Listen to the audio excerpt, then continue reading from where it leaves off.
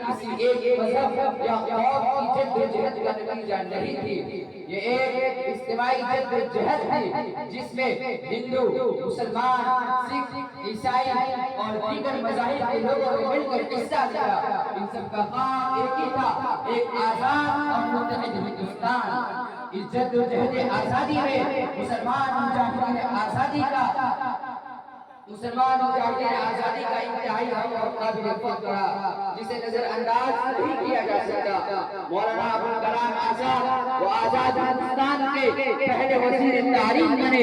انہوں نے ہمیشہ ہندو مسلم اتحاد کی بات کی اور گاندھی جی نہرو جی کے ساتھ مل کر آزادی کی جنگ لڑی۔ اشفاق اللہ خان ایک بہادر انقلابی جنہوں نے رام پرساد بسمل کے ساتھ کاکوری تحریک میں حصہ لیا، انہیں پھانسی دے دی گئی مگر وہ فخر سے شہید ہوئے اور آخری وقت تک وطن سے محبت کا اظہار کرتے رہے۔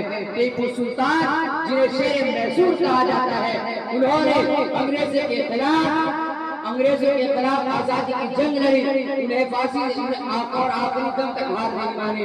خان عبدالغفار خان انہوں نے ہمیشہ عدم تشدد، قومی اتحاد کا پیغام دیتے رہے۔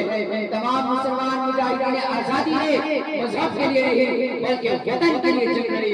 ان سب کا خواب ایک ایسا ہندوستان تھا جہاں سب لوگ مل جل کر بھائی چارے کے ساتھ رہے۔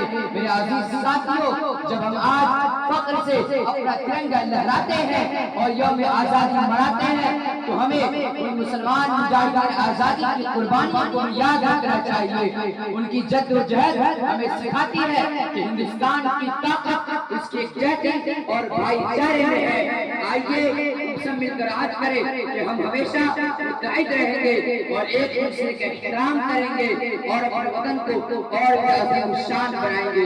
شکریہ۔ جے ہندوستان زندہ باد۔